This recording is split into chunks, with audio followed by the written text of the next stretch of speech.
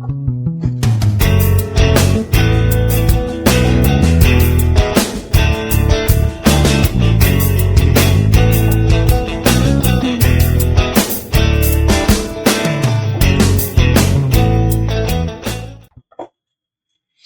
Afternoon बच्चों, कैसे हो आप लोग। चलो बच्चों, आज हमें एक पर्टिकुलर टॉपिक के बारे में क्या करनी है, वीडियो शूट करनी है। और वीडियो भी शूट करनी है, साथ के साथ आपको समझाना भी है। मतलब मेन मोटिव तो आपको समझाने का ही है। बाय प्रोडक्ट में वो तो क्या कर रहे हैं, वीडियो शूट कर रहे हैं ताकि बाकी लोगों को भी क्या मिल जाए, हेल्प मिल जाए। बहुत सारे बच्चे कंफ्यूज हो रहे हैं कि भैया कि जो बिजनेस स्टडीज का हमें क्या बनाना है, प्रोजेक्ट बनाना है ना। तो हमें समझ में ही नहीं आ रहा कि हम उसमें क्या करिएगा, उसमें क्या हम टॉपिक लीजिएगा और मतलब क्या क्या चीजें उसमें कवर करनी है, क्या क्या उसका कंटेंट होना चाहिए, हमें क्या लिखना है क्या नहीं लिखना है।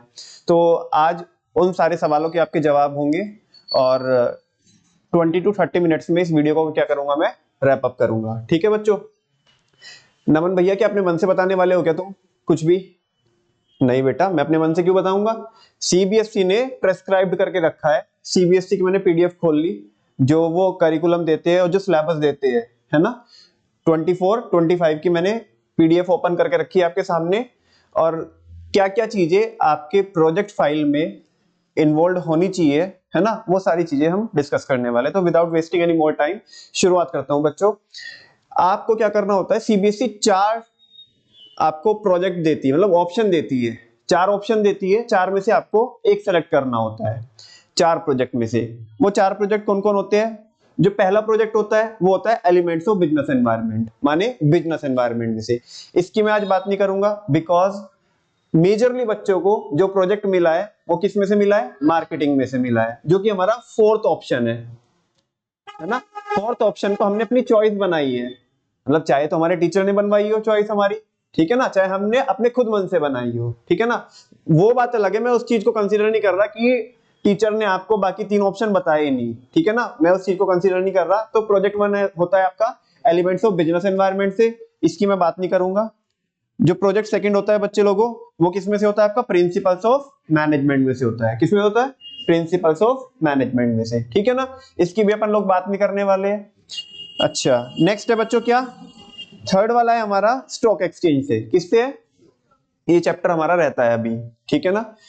जो पार्ट बी है हमारा, पार्ट बी में 4 चैप्टर है। 4 में से हम 2 तो कर चुके हैं, एक तो कंज्यूमर प्रोटेक्शन और दूसरा मार्केटिंग मैनेजमेंट, फाइनेंशियल मैनेजमेंट और फाइनेंशियल मार्केट, ये 2 चैप्टर हमारे रहते हैं। तो जो फाइनेंशियल मार्केट है ये प्रोजेक्ट उसका है, 3rd वाला प्रोजेक्ट। तो इसमें से भी अभी हमें क्योंकि मिला नहीं है तो हम इसकी भी बात नहीं करते हैं। अब आते हैं बच्चों जो चैप्टर हम कर चुके हैं, मार्केटिंग मैनेजमेंट, और ये रहा आपका प्रोजेक्ट नंबर 4, मार्केटिंग। बात समझ में आ रही है आपको? नमन भैया बताओ ना आप हमें कि क्या करना होता है हमें मार्केटिंग के प्रोजेक्ट में। बच्चों पूरा भारी भरकम चैप्टर है, in fact you can say that Mahabharata chapter है, क्योंकि हमने प्रॉपर कितनी क्लास लगाई है उसमें, 30 क्लास लगाई है, 30 31 31 क्लासेस लगाई है। अब देखो कि इतना बड़ा चैप्टर है ये कि कोई भी चैप्टर में इतनी क्लासेस नहीं लगी, हर एक चैप्टर 10 या 15 क्लास में क्या हो गया, खत्म हो गया। 31 क्लासेस इस चैप्टर के अंदर लगाई, तो बेटा कुछ तो पढ़ा होगा ना। वही चीजें सारी जो आपने वहां पे थियोरेटिकल सीखी उसको ही आपको क्या करना है, प्रैक्टिकली अप्लाई करना है। और बहुत इंटरेस्टिंग प्रोजेक्ट है ये, आप यकीन मानो बहुत इंटरेस्टिंग प्रोजेक्ट है अगर करना चाहो तो, ठीक है ना। ये वीडियो या जो भी मैं बोल रहा हूं ये उन बच्चों के लिए तो बिल्कुल भी नहीं है जो किसी से बनवाएंगे अपना प्रोजेक्ट या 100 150 200 रुपए की फाइल लेके आएंगे, उनके लिए तो बिल्कुल भी नहीं है। जो अपने मन से, जो उन्होंने पढ़ा है थियोरेटिकली, उसको वाकई में वो प्रैक्टिकली अगर अप्लाई करना चाहते हैं तो समझिएगा, अदरवाइज छोड़ के भाग जाइएगा, ठीक है ना। चलो, तो बच्चों हमने बेसिकली वहां पे मार्केटिंग मैनेजमेंट वाले चैप्टर में हमने क्या पढ़ा, मार्केटिंग के बारे में पढ़ा। और मार्केटिंग के बारे में तो बहुत बाद में जाके पढ़ा, उससे पहले तो मार्केट क्या होती है, मार्केटर कौन होता है, व्हाट कैन बी मार्केटेड, ठीक है ना। फिर जाकर के हमने मार्केटिंग पढ़ा, देन मार्केटिंग मैनेजमेंट पढ़ा, और मार्केटिंग भी हमने ट्रेडिशनल और मॉडर्न सेंस में पढ़ा। फिर हमने उसकी फिलॉसफी पढ़ी, मार्केटिंग मैनेजमेंट की फिलॉसफी पढ़ी। अगर आपको याद हो तो PPSMS, कौन है, PPSMS। अब जिनको समझता ठीक है, नहीं समझता जो जान दो वो हमारे नोट्स में है, ठीक है ना। उसके बाद हमने एक टॉपिक पढ़ा फंक्शंस ऑफ मार्केटिंग, और जहां पे बैक टू बैक हमने 1 दर्जन फंक्शंस पढ़े। यहाँ पे जाकर के हमारे चैप्टर का एक पार्ट क्या हो जाता है, खत्म हो जाता है।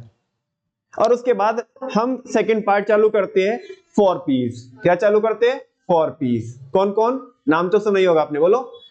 Product price, very good. Product price, product price, हालांकि 7 पीस होते हैं, मैं उसकी बात नहीं कर रहा हूं, ठीक है ना, 3 क्योंकि हमारे सिलेबस में है ही नहीं है। और फिर हमने प्रोडक्ट के बारे में, प्राइस के बारे में, प्लेस के बारे में, प्रमोशन के बारे में इन डेप्थ में पढ़ा है ना। बहुत सारे उनके अंदर जो टॉपिक्स थे वो हमने पढ़े, वो टॉपिक्स ही यहाँ पे इनकॉर्पोरेट करने हैं। नमन भैया सीधा मुद्दे की बात पे आओ। आता हूं बेटा। आप देखो यहाँ पे कितने 77 कितने प्रोडक्ट दिए हुए उन्होंने? 77। आपको इन 77 प्रोडक्ट में से, मतलब ये इन्होंने इसकी जेनेरिक कैटेगरी दी है। क्या दी है? Generic category. अगर आपने बहुत अच्छे से मार्केटिंग पढ़ा होगा तो आपको समझता होगा कि मैं बोल क्या रहा हूं। There are two things, first one is generic category and the second one is brand name. कोई भी प्रोडक्ट को हम या तो जेनेरिक कैटेगरी से बेच सकते हैं या तो ब्रांड नेम से बेच सकते हैं। किससे बेच सकते हैं? ब्रांड नेम से, ठीक है ना। नमन भाई जेनेरिक कैटेगरी, जैसे बेटा लेट सपोज ये पेंसिल है, क्या है? तो ये जेनेरिक कैटेगरी हो गई। क्या हो गई? लेकिन मैं कह रहा हूं कि ये किसका है? ये डॉम्स की पेंसिल है, तो ये ब्रांड नेम हो गया। क्या हो गया? तो इन्होंने देखो यहाँ पे आपको क्या करके रखा है? 77, ठीक है ना। 77 क्या देके रखी है इन्होंने? कैटेगरी देके रखी है आपको। समझ में आ रही है आपको बात? मतलब जेनेरिक कैटेगरी दे दी कि आप इसमें से क्या कर सकते हो? सेलेक्ट कर सकते हो जो आप चाहे। समझ में आ रही है? ध्यान रखे कि कोई भी कैटेगरी या कोई भी प्रोडक्ट ऐसा ना सेलेक्ट कर लिया जाए आपके द्वारा कि जो सोसाइटी के द्वारा एक्सेप्टेबल ना हो या गवर्नमेंट ने उसे बैन किया हो। जैसे तुम बोलने लगो नहीं भैया मैं तो किस पे बनाऊंगा? अल्कोहल पे बनाऊंगा। किस पे बनाऊंगा? अल्कोहल। मैं अफीम पे बनाऊंगा, ठीक है ना। नहीं, ऐसा नहीं है। हाँ बिल्कुल बना सकते हैं, ठीक है ना। इसमें नहीं है। दरअसल क्या होता है कि इन्होंने सजेशन दिया है। कई बार क्या होता है कि पर्सनलाइज्ड वे में जो सब्जेक्ट टीचर होते हैं वो बता देते हैं तो चल जाता है, बिकॉज अल्टीमेटली सीबीएसई की कोई मॉनिटरिंग अथॉरिटी ऐसे तो देखने आने वाली नहीं है, ठीक है ना। इंटरनल मैटर होता है तो वो चल जाता है, लेकिन फिर भी उन्होंने बहुत सारे सजेशन दे के रखे, उसमें कोई इतना बड़ा इशू नहीं है, ठीक है। चलो देखो, जैसे यहाँ पे इन्होंने एडेसिव दे दिया, एयर कंडीशनर दे दिया, बेबी डायपर्स हो गए, बाथिंग सोप और बाथरूम क्लीनर। अब मैं सारे नहीं पढ़ने वाला हूँ, तुम आराम से पढ़ लेना। मैं पीडीएफ ऑलरेडी मैंने टेलीग्राम चैनल पे क्या कर दी है? शेयर कर दी है, ठीक है ना। वापस से फिर कर दूंगा आज के लिए, ठीक है ना। Camera, car, cheese spread, chocolate, coffee, बहुत सारे cosmetic, fruit candy, fans, fairness cream, ई wash, razor, DTH, cycle, cutlery, ठीक है ना। बहुत सारे प्रोडक्ट दिए हुए हैं, बहुत सारी कैटेगरी दी है। आप कोई भी इसमें से क्या कर लीजिएगा? सेलेक्ट कर लीजिएगा। सबसे पहले क्या करना है आपको? 4 प्रोजेक्ट में से एक प्रोजेक्ट सेलेक्ट करना है। एक के अंदर इन्होंने इतने सारे ऑप्शन दे दिए, उसमें से आपको क्या करना है? कोई तो एक कैटेगरी क्या करनी है? सेलेक्ट करनी है, ठीक है ना। अब देखो ये बात मैं बच्चों बता ही चुका हूं आपको, नेक्स्ट वाले में बहुत क्रिस्प मैनर में बता रहा हूं आपको। जो आप प्रोडक्ट सेलेक्ट कीजिएगा should not be discourage by the society. वो क्या नहीं होना चाहिए? डिस्करेज नहीं होना चाहिए सोसाइटी के द्वारा। है नालायक हो, कुछ भी मेरी हाँ में हाँ मिला रहे हो। मतलब जो सोसाइटी ने क्या कर दिया? डिस्करेज कर दिया। क्या कर दिया? डिस्करेज कर दिया। उसे आपने क्या नहीं करना है? सेलेक्ट नहीं करना है, या गवर्नमेंट ने बैन करके रखा है, वो मैंने बता दिया आपको, ठीक है ना। अच्छा, अब ये बाकी क्या है? यहाँ पे आ जाओ। ये मेन पोर्शन है आपके प्रोजेक्ट का। क्या? कि प्रोजेक्ट बनाते वक्त आपको किन किन बातों का ध्यान रखना है। देखो, पहला इन्होंने बहुत सारे पॉइंटर्स दिए हुए, ये पॉइंट्स इनकॉर्पोरेट होने चाहिए। First one is why have they selected this product service. आप उनमें से जो भी प्रोडक्ट क्या करोगे? सेलेक्ट करोगे, जो भी सर्विस आप क्या करोगे? सेलेक्ट करोगे, तो आपको ये बताना है, ठीक है ना। मे बी 3 4 5 लाइन में बताना है कि आपने ये ही प्रोडक्ट या ये ही सर्विस क्यों सेलेक्ट किया, what is the reason behind that, ठीक है ना। आप बोलोगे कि हमारे यहाँ पे बिजनेस होता है, या मेरे को ये कैटेगरी बहुत अच्छी लगती है, या इस फील्ड में मेरे को क्या है? नॉलेज है, मैं इसे और एक्सप्लोर करना चाहता हूं, दैट्स व्हाई मैंने इसको क्या किया? सेलेक्ट किया। तो इस तरह की चीजें आप बता सकते हो। अब ये कोई ऐसा तो है नहीं है कि कोई थंब रूल हो गया कि मैंने 4 चीजें बोली तो आप उसी का ही आंसर लिखोगे जो तुम्हें अच्छा लगता है, बिकॉज ये प्रोजेक्ट है ना कि ये कट कॉपी पेस्ट है कि तुमने उधर से उठाया और इधर चिपका दिया, ठीक है ना। ऐसा नहीं करना है आपको। तो आपको अपना आंसर बताना है कि तुमने ये ही क्यों क्या किया? सेलेक्ट किया, ठीक है ना। कई सारे बच्चे ऐसा भी लिखते हैं कि ये जो प्रोडक्ट मैंने सेलेक्ट किया वो इसलिए किया क्योंकि इसके लिए जो लेबलिंग या जो पैकेजिंग वगैरह चाहिए थी वो मेरे को फ्री ऑफ कॉस्ट मिल गई। इजीली मिल गई, ऐसे लिखते हैं बच्चे, ठीक है ना। कई बार ऐसे होता है बच्चे ऐसे प्रोडक्ट क्या करते हैं, सेलेक्ट करते हैं जो उनके आसपास जिसका मटेरियल मिल जाए फाइल को अच्छे से सजाने के लिए, तो उसमें कोई इशू नहीं है, आप वो भी लिख सकते हो। दूसरा, पहला पॉइंट हो गया बच्चों। दूसरा देखो क्या है, find out 5 competitive brands that exist in the market.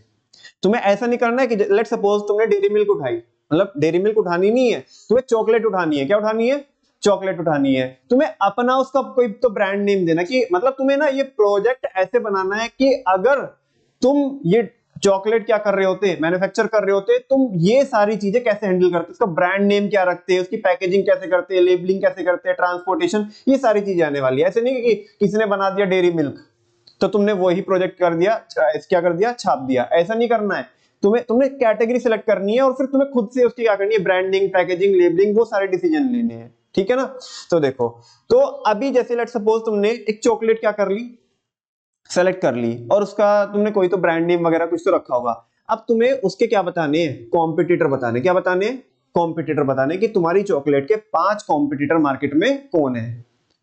बात समझ में आ रही है? तो जो चॉकलेट तुमने सेलेक्ट करी, ठीक है ना, उसके कोई भी हो सकते हैं कॉम्पिटिटर, जैसे डेयरी मिल्क हो सकती है, या बाकी और कोई दूसरी जो भी तुम यूज करते होंगे, या तुम्हें लगता होगा कि हमारी ये कैटेगरी है और इसकी एक क्वालिटी है ना, और इसके माफिक मार्केट में ये आती है। मुझे ज्यादा पता नहीं कौन कौन सी आती है, तुम्हें ज्यादा पता होगा, तो दैट्स व्हाई, ठीक है ना।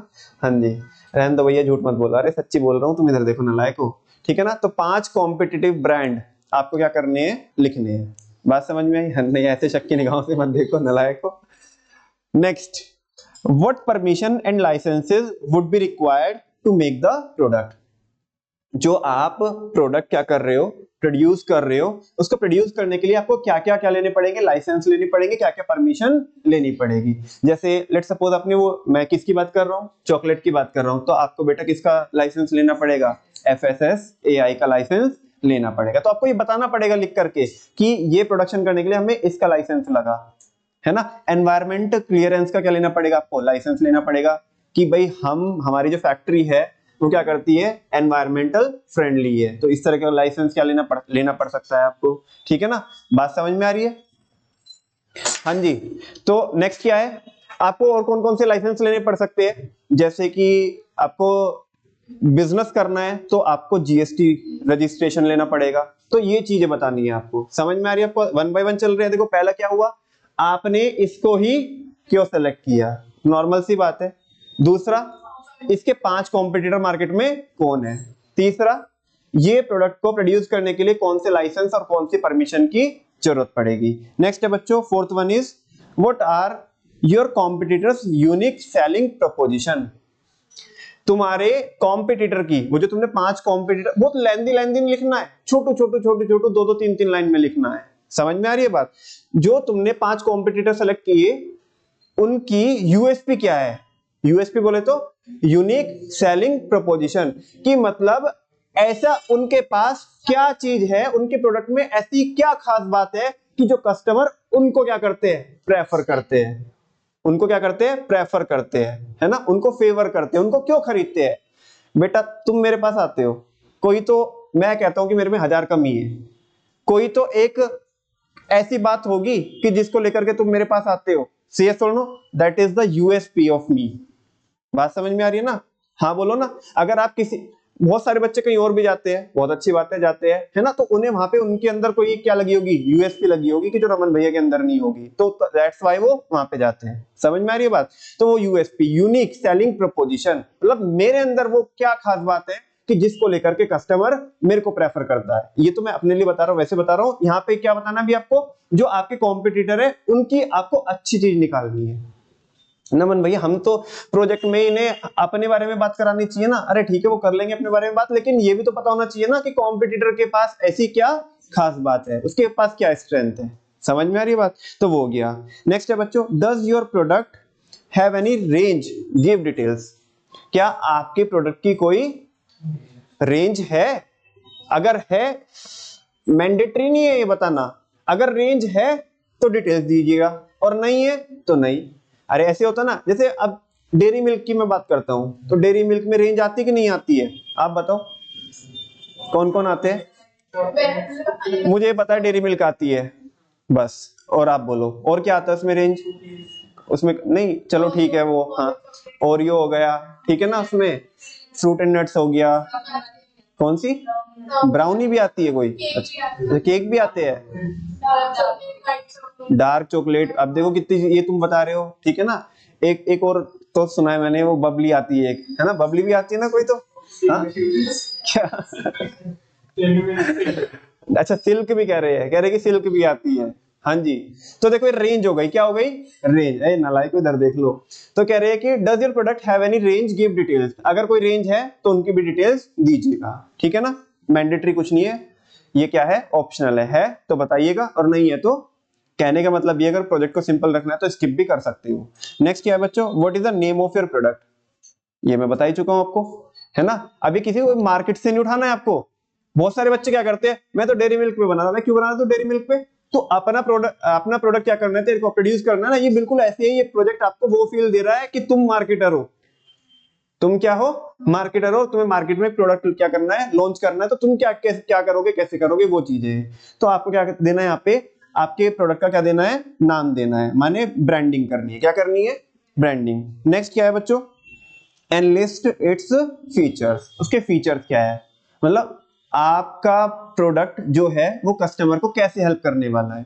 कस्टमर की कुछ तो नीड्स एंड वांट्स होगी ना, कस्टमर की जो नीड्स एंड वांट्स है वो आपके प्रोडक्ट के क्या होने चाहिए बेटा, फीचर्स होने चाहिए, क्या होने चाहिए, क्योंकि बहुत अच्छे से आपने मार्केटिंग चैप्टर पढ़ा है, मार्केटिंग क्या बोलता है, bending the customer according to the product, और bending the product according to the customer, bending the product according to the customer. तो वो फीचर्स आपके प्रोडक्ट में क्या होने चाहिए कि कस्टमर क्या चाहता है। नेक्स्ट क्या है, draw the label of your product, आपको क्या करना है, लेबल ड्रॉ करना है, क्या करना है, लेबल ड्रॉ करना है। लेबल क्या होता है, हाँ जी, जो फ्रंट में होता है, जो बैक में होता है, बैक में होता है, कि आपके प्रोडक्ट के इंग्रेडिएंट्स क्या क्या है, उस पे आपको एक्सपायरी देनी होगी, मैन्युफैक्चरिंग डेट देनी होगी, लॉट नंबर देना होगा, बैच नंबर देना होगा, एड्रेस देना होगा मार्केटर का, और आपको टोल फ्री नंबर देना होगा, ठीक है ना, इंग्रेडिएंट्स में बोल ही चुका हूं। तो ये सारी चीजें आपको बतानी पड़ेगी, वो डिटेल आपको क्या करना पड़ेगा, लेबल ड्रॉ करना पड़ेगा। Next one is draw a logo for your product, आपको क्या करना है, आपके प्रोडक्ट का एक लोगो क्या करना है, ड्रॉ करना है। और लोगो के बारे में आपने बहुत अच्छे से सारी चीजें पढ़ी हुई है कि लोगो कैसा होना चाहिए, what should be the feature of logo, वो पता होना चाहिए ना, इजी टू स्पीक होना चाहिए, सिंपल होना चाहिए, सजेस्टिव होना चाहिए, वर्सेटाइल होना चाहिए, है ना, वो ऑफेंसिव ना हो कोई दूसरी लैंग्वेज में, समझ में आ रही है ये सारी चीजें। तो ये आपको इमेजिनेशन करनी है अपने माइंड में कि मेरा प्रोडक्ट क्या है, वो क्या चीज, क्या पर्पस सर्व करता है, तो उसका लोगो कैसा होना चाहिए, वो क्या रिफ्लेक्ट करेगा, उसके कलर कॉम्बिनेशंस क्या होंगे, तो वो चीज आपको क्या करनी है। और आजकल तो बेटा एआई का जमाना है, आप आपकी इमेजिनेशन इसमें डालो, एआई में डालो, जनरेट करके देता है, ठीक है ना, आप वहां से भी हेल्प ले सकते हो, बशर्ते बस आपने वो कट कॉपी ना किया हो कि भाई उधर से उठाया इधर चिपका दिया, ले भाई।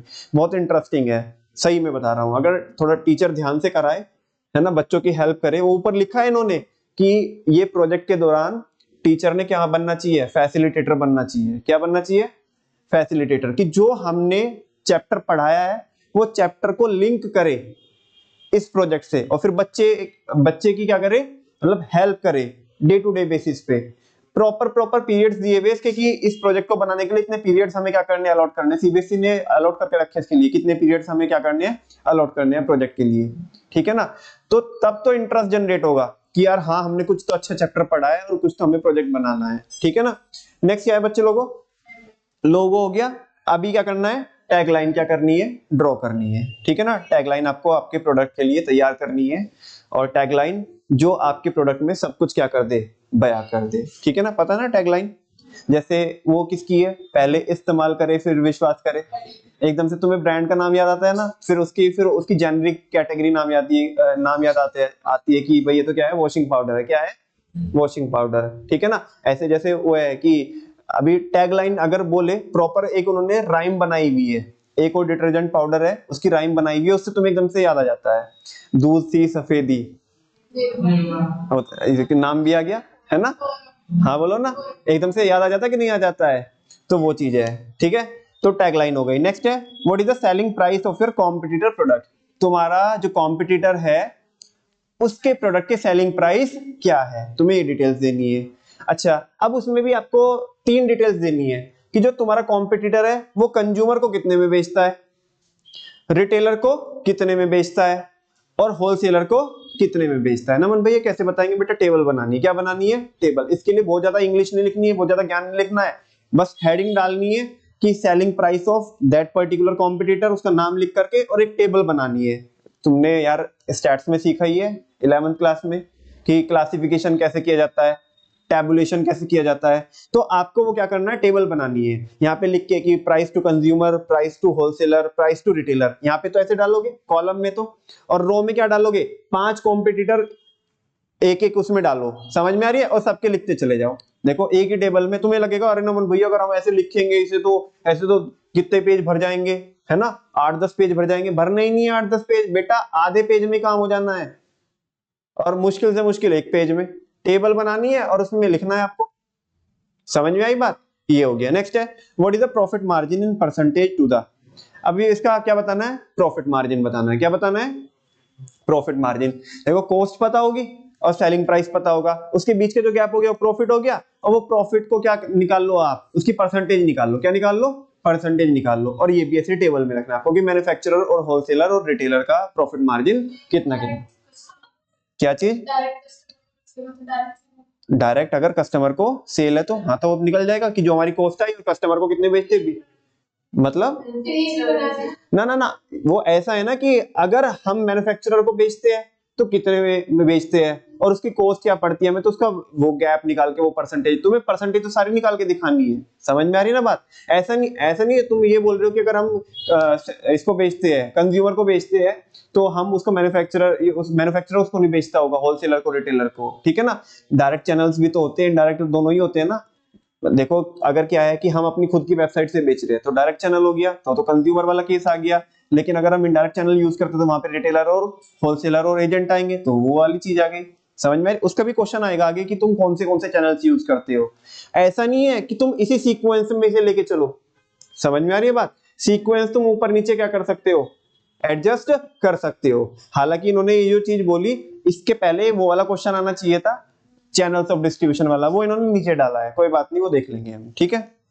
Next, how will your product be packed. आप आपके प्रोडक्ट को कैसे पैक करते हो, पता है ना बेटा हमें। कितने लेवल की पैकेजिंग होती है, 3 लेवल की पैकेजिंग होती है, प्राइमरी, सेकेंडरी और ट्रांसपोर्टेशन।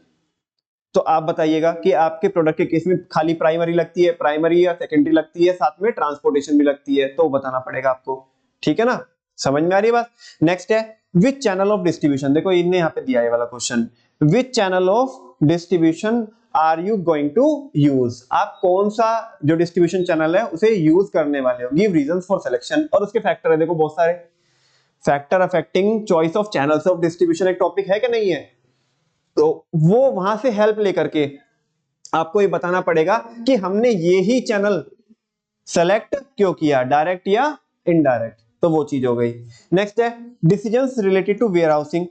आप वेयर हाउसिंग करते हो या नहीं करते हो। मान लिया आपका ऐसा प्रोडक्ट है कि जिसकी डिमांड बहुत ज्यादा रहती है, तो उसमें वेयर हाउसिंग करने की जरूरत ही नहीं पड़ेगी। लेकिन डिमांड अगर पूरे साल भर नहीं रहती तो क्या करना पड़ेगा आपको, स्टोरेज करना पड़ेगा, वेयर हाउसिंग करनी पड़ेगी। तो करते हो या नहीं करते हो, तो ये बताना पड़ेगा आपको। नेक्स्ट है what is going to be your selling price. अब आपका पूछ रहा है कि आपका सेलिंग प्राइस क्या होने वाला है, कंज्यूमर को कितना होने वाला है, रिटेलर को कितना और होलसेलर को कितना। नेक्स्ट है list 5 ways of promoting your product. कौन सा पीए, कौन सा पीए, प्रमोशन, प्रमोशन की बात कर रहा है। कह रहे हैं कि 5 तरीके बताओ कि जिससे कि आप क्या करोगे, बोलो ना, जिससे कि आप प्रमोशन करने वाले हो, बोलो। आपको पता ना, पाप को पब्लिक में, बाप को नहीं, पाप को, कभी बोलो बाप को ही बेच दो, बाप को पब्लिक में सेल करेंगे नहीं, पाप को पब्लिक में सेल करेंगे। पी फॉर बोल दो, P for publicity, A for advertising, P for public personal selling है। नेक्स्ट है पाप को पब्लिक में, public relation, and the last one is sales promotion. Sales promotion के अंदर rebate, buy 1 get 1 free, full finance at the rate 0%, है ना, quantity gift, ये पढ़े कि नहीं पढ़े, तो वो सारी चीजें। तो आपको 5 तरीके बताने कि आप आपके प्रोडक्ट को कैसे प्रमोट करते हो। नेक्स्ट है एनी स्कीम फॉर। अब आपको स्कीम बतानी है, हालांकि इसी का ही पार्ट है। जो 17वां क्वेश्चन है वो सोल्वे का ही पार्ट है कि स्कीम कोई है होलसेलर के लिए, रिटेलर के लिए, कंज्यूमर के लिए, तो बताया था आपको, ठीक है ना, कैसे जैसे होलसेलर को मिलती है कि भाई तुम इतना क्वांटिटी में उन्हें मिलती है कि भाई तुम इतनी क्वांटिटी निकालो तो आपको यहाँ की ट्रिप मिलेगी, वहां की ट्रिप मिलेगी या कार मिलेगी, ऐसे होलसेलर के लिए रहता है, रिटेलर के लिए भी रहता है, ठीक है ना। बहुत ज्यादा ये जो ओलिगोपोली मार्केट होती है ना, और इसमें जो सीमेंट इंडस्ट्री होती है ये बहुत ज्यादा देते हैं क्योंकि यहाँ पे क्वांटिटी का खेल होता है ना। इसमें जो फॉरेन ट्रिप्स होती है वगैरह वगैरह, तो इस तरह की बता सकते हो आप, कार या बाइक वगैरह बता सकते हो कि भाई हम इस तरह से अगर ये क्वांटिटी इतनी रिलीज कर देता है सामने वाला तो हम ये देंगे, ठीक है ना। नेक्स्ट अब देखो, अब आपकी पूछ रहा है what is going to be your USP. ऐसा आपके अंदर क्या खास बात है कि जो कंज्यूमर आपको क्या करे, फेवर करे या आपको सेलेक्ट करे, आपके अंदर भी तो कोई खास बात होगी, तो ये आपके प्रोडक्ट की यूएसपी बतानी है आपको। नेक्स्ट है बच्चों, what means of transport you will use and why. कौन कौन से ट्रांसपोर्ट के मीडियम आप क्या करोगे, यूज करोगे, और जो भी करोगे वो क्यों करोगे, है ना। लेट सपोज आपने बेटा, आप ना ग्लास इंडस्ट्री में वर्क करते हो, किस में वर्क करते हो, तो बताओ हॉर्स कार्ट यूज करोगे ट्रांसपोर्टेशन का मीडियम, क्यों नहीं करोगे, बिकॉज वो ब्रेक हो जाएगा, क्या हो जाएगा, ब्रेक हो जाएगा। अगर आप एक्सपोर्ट करते हो, और एक्सपोर्ट भी पेरिशेबल गुड्स करते हो, क्या करते हो, पेरिशेबल गुड्स, तो आप ऐसा मीडियम सेलेक्ट कीजिएगा कि जो फास्ट हो, समझ में आ रही है ना बात, अदरवाइज वो क्या हो जाएगा, जो पेरिशेबल प्रोडक्ट है वो तो क्या हो जाएगा, खराब हो जाएगा, तो वो चीज है। तो कौन सा ट्रांसपोर्टेशन का मीडियम सेलेक्ट किया और क्यों किया ये बताना पड़ेगा, वो सब टॉपिक पढ़े हुए आपने। नेक्स्ट है बच्चों, draft a social message for your label. आपको क्या करना है, एक सोशल मैसेज ड्राफ्ट करना है, क्या करना है कि आप आपके प्रोडक्ट के थ्रू क्या सोशल मैसेज देना चाहते हो, समझ में आ रही है बात, और इनसे प्रैक्टिस भी करते हो, कहीं ऐसा ना कि ज्ञान देने के लिए बस बोल दिया, ठीक है ना, तो सोशल मैसेज हो गया। तो नेक्स्ट है 21, what cost effective technique will you follow for your product. आप आपके प्रोडक्ट के लिए कॉस्ट इफेक्टिव टेक्निक्स कौन कौन सी यूज करने वाले हैं जिससे कि कॉस्ट क्या हो जाए, कम हो जाए, है ना। जैसे आप इसमें बोलेंगे कि हम लेबर इंटेंसिव टेक्निक नहीं यूज करते, हम क्या करते हैं, कैपिटल इंटेंसिव टेक्निक यूज करते हैं, फुल्ली ऑटोमेटेड मशीन्स यूज करते हैं हम, ठीक है ना, और हम अपने ह्यूमन रिसोर्स का ऑप्टिमम यूटिलाइजेशन करते हैं, है ना, मिनिमम टाइम में मैक्सिमम आउटपुट हम क्या करते हैं, जनरेट करते हैं, ताकि हमारी कॉस्ट क्या हो जाए, कम हो जाए। तो इस तरह के वो आपको तरीके बताने कि आप क्या क्या यूज करते हो, ये सब आपने पढ़ा 11 12 सब इकट्ठा करके आप देखोगे तो चीजें आएगी, आपको पता पड़ेगा कि हमने यार ये तो वहां पे पढ़ा था, तो वहां पे पढ़ा था कि कॉस्ट कम कैसे होती है, ठीक है ना, वो सारी चीजें। नेक्स्ट है, what cost effective technique will you follow for your promotion plan. अब आपके पास दो ऑप्शन है, एक तो है कि बहुत बड़ी सेलिब्रिटी से आप क्या कराओ, एडवर्टीजमेंट कराओ, प्रमोशन कराओ, तो वो क्या लेगा, बहुत ज्यादा फीस लेगा। लेकिन आपने प्रमोशन करने के दौरान आपने ऐसा क्या किया कि जिससे कि आपकी कॉस्ट क्या हो जाए, कम हो जाए, तो आपने लेट सपोज आपने उस सेलिब्रिटी को इग्नोर करके आपने कोई तो दूसरा तरीका लगाया, समझ में आ रही है बात। जैसे कि तुमने देखा, मान लिया तुम्हारा कोई आउटलेट है, तुमने कोई आउटलेट खोला अपना, और जो तुम रिटेलिंग करते हो, क्या करते हो, रिटेलिंग करते हो, जहां पे बेसिकली डायरेक्ट कंज्यूमर को तुम क्या करते हो, सेल करते हो। लेट सपोज वो वेबसाइट से करते हो या किसी फिजिकल आउटलेट से करते हो, तो तुमने क्या किया, अपने फिजिकल आउटलेट के, चॉकलेट के आउटलेट के बाहर बता रहा हूं मैं आपके, आपने क्या किया, एक बलून वाले को क्या किया, अपने ही बलून कोई तो स्टॉल क्या किया तुमने, फिक्स कराया वहां पे, जिससे कि बच्चे दूर से ही बलून को देख करके आए। समझ में आ रही बात, अरे नमन भैया हमारा तो चॉकलेट है, अरे रुक तो जाओ, ठीक है ना। बाहर बच्चे किसको देख के आएंगे, बलून को देख करके तुम्हारे आउटलेट तक आए, समझ में आ रही है बात। और वो बलून को देख करके कह रहा फैल गया वहां पे, नहीं नहीं नहीं मम्मी मेरे को तो ये भी चाहिए, ये भी चाहिए, ये भी चाहिए चॉकलेट, ठीक है ना। तो कहां तुम ऐड कराते, है ना, अल्टीमेटली बच्चों को क्या करना था, अट्रैक्ट करना था, क्या करना था, बच्चों को अट्रैक्ट करना था, तो वो हो गए, समझ में आ रही है बात। और अगर आपने देखा होगा कि कॉस्ट इफेक्टिव टेक्निक, मैंने आपको मैकडी का एग्जांपल दिया था, अगर आपको याद हो तो, उसमें कि मैकडी के ऐड में हमेशा देखना, हमेशा गौर करके देखना, बच्चे होते हैं मैकडी के ऐड में हमेशा, और उसका रीजन भी बताया था मैंने, क्यों मैकडी के ऐड में बच्चे इसलिए होते हैं क्योंकि मैकडी के जितने भी आउटलेट होते हैं या तो वो आउट ऑफ द सिटी होते हैं, हाईवे वगैरह पे होंगे, या वो एक बहुत ज्यादा रश वाले एरिया में होंगे जहाँ पे बहुत ज्यादा भीड़ भाड़ हो। वहां पे बच्चे अकेले नहीं जाएंगे, या तो भीड़ भाड़ वाले इलाके में या तो हाईवे पे। अट्रैक्ट किसको करो? बच्चों को। बच्चे इजीली क्या हो जाएंगे? अट्रैक्ट हो जाएंगे। मम्मी मेरे को तो यही आलू टिक्की बर्गर खाना है, अकेले वो जाएंगे नहीं, मतलब जाने नहीं देंगे बच्चों को अकेले। पेरेंट्स साथ में कौन भी जाएंगे? पेरेंट्स भी जाएंगे। तो देखो अट्रैक्ट किसको किया? बच्चे को। और अट्रैक्ट कौन भी हो गए? पेरेंट्स को करेंगे तो वो सोचेंगे, उनके मन में क्या जाएगा, छोटी से बच्चे को तो यहीं पे छोड़ के जाते हैं घर पे, ठीक है ना, अपन लोग चलते हैं बढ़िया वीकेंड मनाने के लिए। लेकिन अट्रैक्ट किसको करो? बच्चे को, है ना। तो मम्मी पापा को तो जाना ही पड़ेगा। तो एक कॉस्ट इफेक्टिव टेक्निक हो गई। क्या हो गई? कॉस्ट इफेक्टिव टेक्निक हो गई। समझ में आ रही बात? तो ये चीज है। नेक्स्ट है, अब क्या बोल रहा है? At this stage the student will realize the importance of the concept of marketing mix and the necessary decision regarding the 4 P's of marketing. कह रहे अब तक तो तुम किसके बारे में समझ चुके होंगे बहुत अच्छे से? 4 P's के बारे में। प्रोडक्ट प्लेस प्राइस प्रमोशन, जिसको मैं मतलब अपने सीक्वेंस में बोलता हूँ रिदम बनाने के लिए, प्रोडक्ट प्राइस प्लेस प्रमोशन, ठीक है ना। अब देखो इसी के बेस पे आपका क्या होगा? वाइवा होगा। क्या होगा? वाइवा होगा। अब ये तुम्हारा मतलब मेजरली सारे पॉइंटर्स क्या हो गए? कवर हो गए। अब क्या बोल रहे हैं? On the basis of the work done by the student the project report should include the following. उसमें ये बातें आई गई, वही ऊपर वाली चीजें उन्होंने रिपीट की, और यही आपको पता होना चाहिए। पता पड़े ऐसे नहीं कि प्रोजेक्ट बना लिया, अब वहां पे एग्जामिनर पूछ रहा है वाइवा में, बताओ बेटा आपके प्रोडक्ट का आपने ब्रांड नेम क्या रखा है? ये क्या होता है? मैंने तो डेयरी मिल्क पे बनाया। अबे डेयरी मिल्क पे कैसे बनाया? तुझे ऐसा अपना प्रोडक्ट सेलेक्ट करना था। डेयरी मिल्क तो किसमें आता? कॉम्पिटिटर में आता। किसमें आता? कॉम्पिटिटर में। तो वैसा। तो देखो तुम्हें अभी ये पता चल जाना चाहिए कि जो तुमने प्रोडक्ट सेलेक्ट किया है वो किस टाइप का है। नमन भैया टाइप का?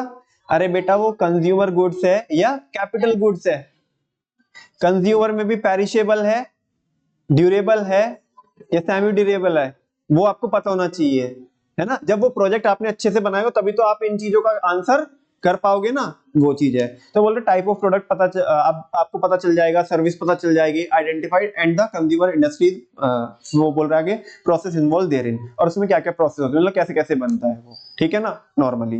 नेक्स्ट है ब्रांड नेम पता पड़ जाएगा आपको, और प्रोडक्ट आपका जो कैटेगरी है उसकी वो पता पड़ जाएगी, तो पता ही पड़ेगी। Range of the product, range पता चल चुकी होगी आपको। आइडेंटिफिकेशन मार्क और लोगो, कोई तो लोगो या कोई तो टैगलाइन वगैरह या कोई तो आइडेंटिफिकेशन मार्क या कोई डिजाइन होगा वो पता पड़ जाएगा आपको। टैगलाइन पता पड़ जाएगी, लेबलिंग एंड पैकेजिंग पता लग जाएगी। Price of the product and the basis of price fixation, आपको प्राइस पता पड़ जाएगा और ये पता पड़ जाएगा कि किस बेस पे आपने क्या किए, पढ़ा है हमने पे फैक्टर्स अफेक्टिंग प्राइसिंग डिसीजंस, है ना। कॉस्ट पढ़ी है और प्रॉफिट मार्जिन पढ़ा है, डिमांड पढ़ी है कि डिमांड ऑफ द प्रोडक्ट, और पहले भी पढ़े हम, नहीं ऐसी बात नहीं कोई नया टॉपिक है, ये पहले भी पढ़े हमने 11th क्लास में पढ़े। नेक्स्ट है बच्चों selected channels of distribution and reason thereof, आपको किसके बारे में पता पड़ जाएगा कि कौन से चैनल्स आपने चैनल्स ऑफ डिस्ट्रीब्यूशन सेलेक्ट किए और वो क्यों किए। समझ में आ रही है बात। नेक्स्ट है decisions related to transportation and warehousing, transportation और वेयरहाउसिंग के डिसीजंस के बारे में आपको पता पड़ जाएगा और उनका रीजन बताना है आपको कि तुमने ये क्यों सिलेक्ट। अरे बेटा ये जितने भी आ रहे हैं वो सब फैक्टर अफेक्टिंग वाले जो टॉपिक है ना, सब उससे रिलेटेड आ रहे हैं, ठीक है ना। आगे प्रमोशनल टेक्निक कौन सी यूज करी आपने, and starting reasons for deciding the particular technique, और आपको रीजन बताना है कि तुमने ये ही टेक्निक क्यों अडॉप्ट की। समझ में आ रही है बात। नेक्स्ट है बच्चों ग्रेडिंग एंड स्टैंडर्डाइजेशन, क्या आप कोई ग्रेडिंग वगैरह करते हो? स्टैंडर्डाइज, वो जो रेंज आई थी ना, रेंज, वो रेंज से क्या ही तो पता पड़ेगा, ग्रेडिंग और स्टैंडर्डाइजेशन। भाई रेंज कब बन के आती है?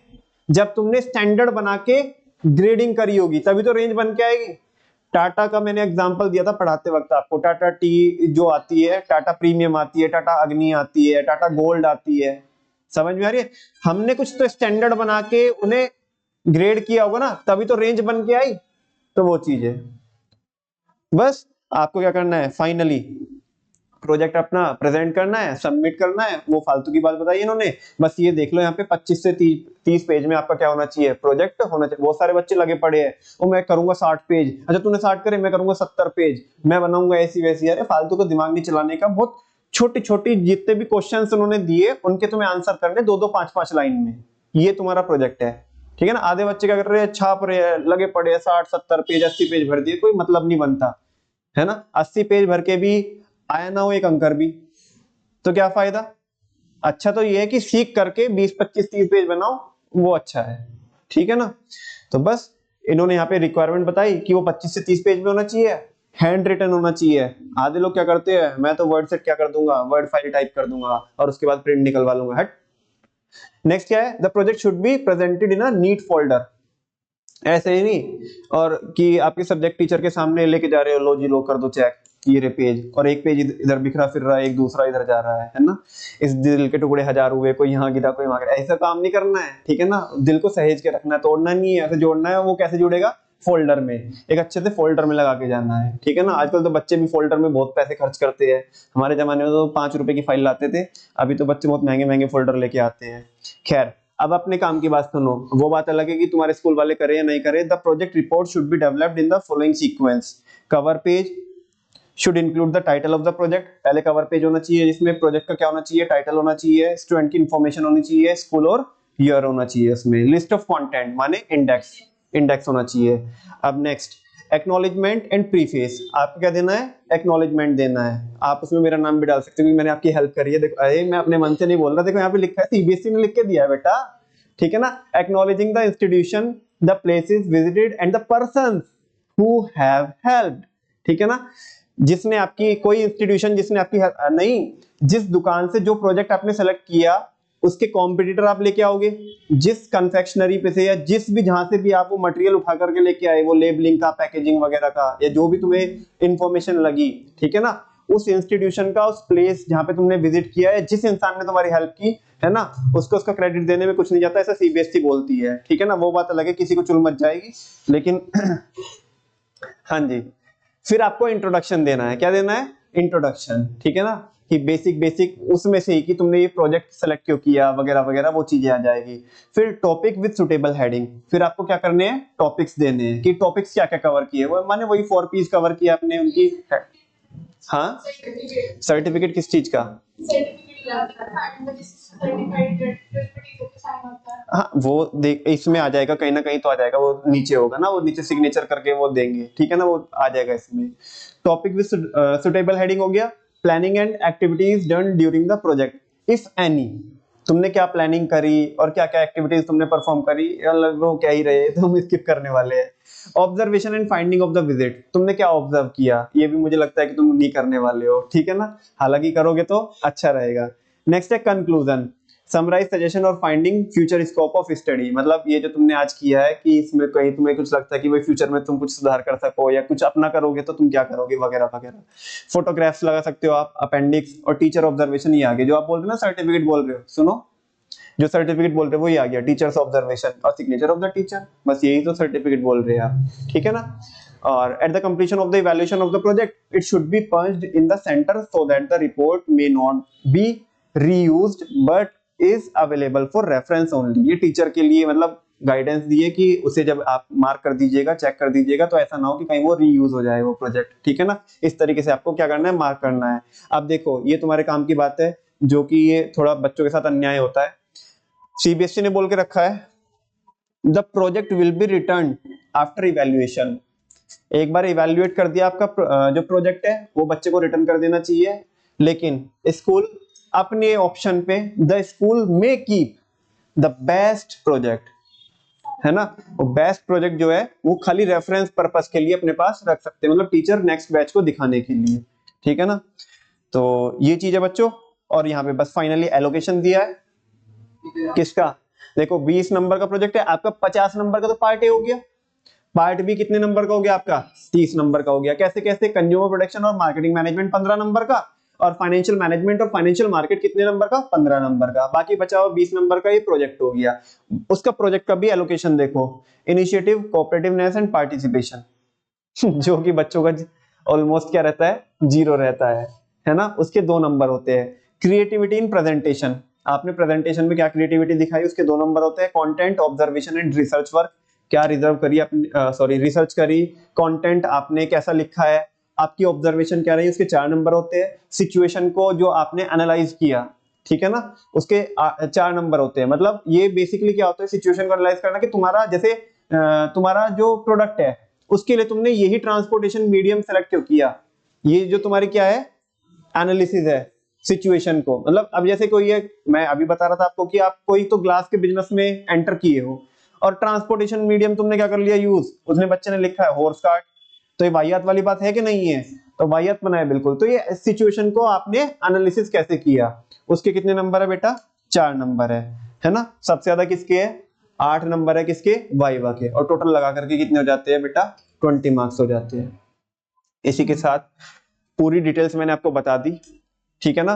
और होपफुली अभी आपका क्या हो जाएगा, मतलब आपको थोड़ी बहुत हेल्प मिली होगी कि आपको क्या क्या चीजें क्या करनी है प्रोजेक्ट में कवर करनी है। थैंक यू सो मच बच्चों, इस वीडियो में बस इतना ही, बाकी मिलते हैं फिर किसी दूसरे टॉपिक पर, ठीक है।